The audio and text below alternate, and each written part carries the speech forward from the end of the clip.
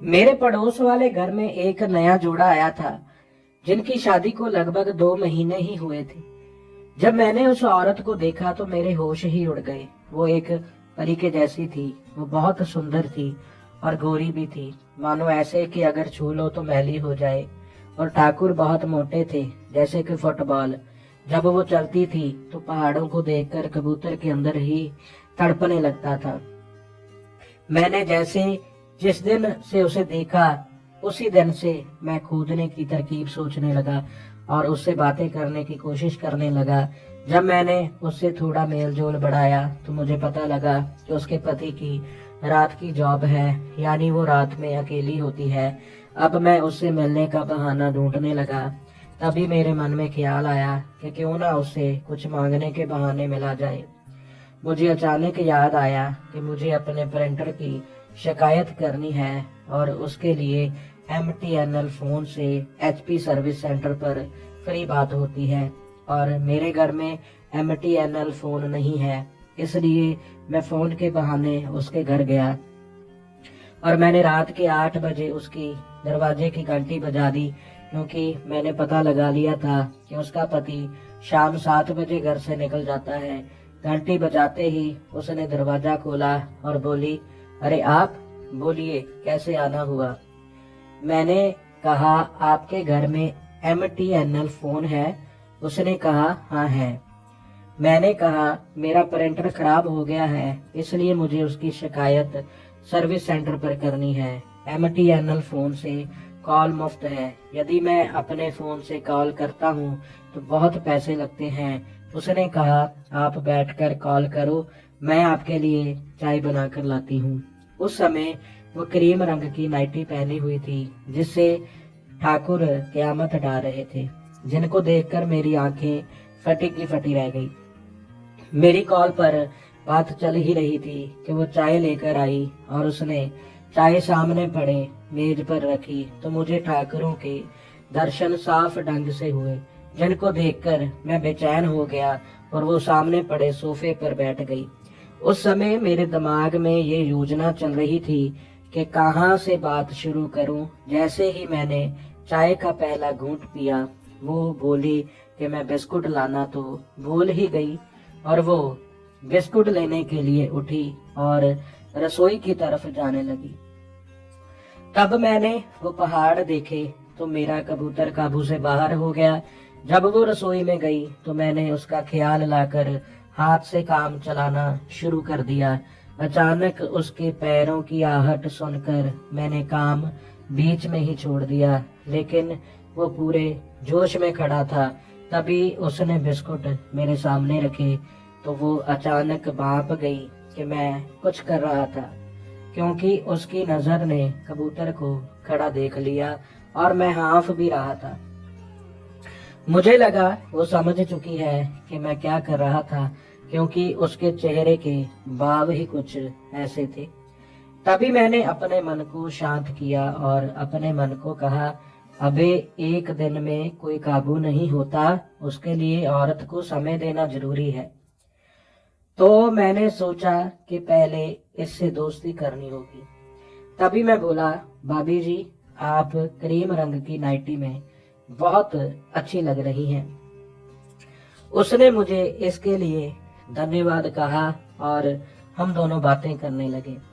बात करते करते रात के 10 बज गए। तभी मैंने कहा, भाभी जी, मुझे अब घर जाना होगा।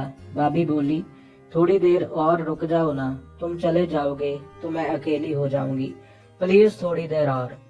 मैंने कहा, भाभी मेरी सुबह परीक्षा है। भाभी बोली, किस चीज की? मैंने कहा, फिजिकल एजुकेशन की, और मुझे घर जाकर पढ़ना है। भाभी बोली, मेरे 12 कक्षा में फिजिकल एजुकेशन में 80% नंबर आए थे, मैं तुम्हें पढ़ा देती हूँ। चलो पूछो, क्या पूछना है? तुम्हारे सारे प्रश्नों का मेरे पास उत्तर है। मैं खुश हो गया और मैंने प्रश्न किया, लड़कियों की कितने दिन बाद आती है? उसने कहा, 20 से 30 दिन के बाद, और लेट भी हो सकती है या जल्दी भी आ सकती है। जैसे ही उसने बताया तो मैं शर्माने लगा। उसने कहा, शर्माओ मत, पूछो जो मन में है। उसने मेरा हौसला बढ़ाया। तब मैंने पूछा, गुफा पर बाल कितनी उम्र में आते हैं और क्रिकेट खेलते समय क्या किया जाए कि वो अत्यंत आनंद ले सके। भाभी थोड़ी सी हंसी, फिर बोली, तुम्हारे प्रश्न तो बड़े टेढ़े हैं, पर मैं पीछे नहीं हटने वाली। मैं समझ गया कि उसके मन में कुछ चल रहा था। भाभी बोली, चलो बेडरूम में चलकर पढ़ते हैं, और हम दोनों बेडरूम में चले गए। उसने कहा, चलो अब बताती हूँ कि गुफा पर बाल कब आते हैं। उसने मुझे सब कुछ ही बहुत विस्तार सहित बताया। उसने कहा कि ये सब समझाने के लिए तो तुम्हें कुछ प्रैक्टिकल करना होगा। मैं उसका मतलब समझ चुका था। मैंने कहा, क्या प्रैक्टिकल? उसने कहा, मुझे ये समझाने के लिए तुम्हें कुछ दिखाना पड़ेगा। मैंने कहा, दिखा दीजिए। उसने कहा, डरोगे तो नहीं? मैंने कहा, कभी नहीं डरता हूँ, मैं पढ़ाई के लिए कुछ भी कर सकता हूँ। तभी भाभी ने अपनी उतार दी। मैंने कहा, ये क्या कर रही हो? उसने कहा, तुम्हें प्रैक्टिस से पढ़ा रही हूँ। मेरी तो हालत खराब हो रही थी। साफ सुथरी गुफा देखकर औजार में आग लग गई। अब मैं रुक नहीं पा रहा था। उसने भी औजार की हरकत को भांप लिया। मैं एकदम डरा हुआ था। तभी उसने औजार पर अपना हाथ रख दिया और खेलने लगी। मेरे जोश के सागर में उफान आने लगा। अब मैं भी खुल गया। मैंने भी ठाकुर दबाने शुरू कर दिए। वो भी अब पूरे जोश में थी। तभी उसने मुझे गुफा को थोड़ा खुला करने के लिए कहा। मैंने गुफा के दोनों ओर हाथ लगाया और खोल कर खुला कर दिया। तो मैंने कहा, आप अभी ये आनंद प्राप्त करना चाहती हो? उसने हंसते हुए कहा, इसके लिए तो इतने पापड़ बेले हैं। चल अब जल्दी से खुदाई शुरू करो। अब वो एकदम होकर मेरे सामने थी और खुदाई करने की गुहार करने लगी। वो एक बार फिर से बोली, अब कर भी दो खुदाई। मैंने इतनी साफ और सपाट पिच पहली बार देखी थी और ये मेरा खुदाई का पहला मौका था। मैंने भी जल्दी से औजार को गुफा पर रखा और एक तेज झटके से घुस गया। वो चिल्ला पड़ी, बोली, आराम से करो, कोई बात नहीं। उसने कसकर पकड़ लिया और मैंने भी।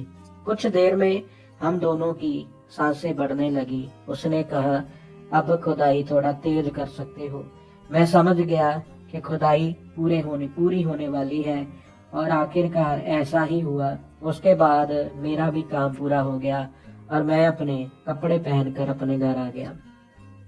अब जब भी उसका पति रात की ड्यूटी करता है तो मैं उसके साथ रात की ड्यूटी करता हूँ।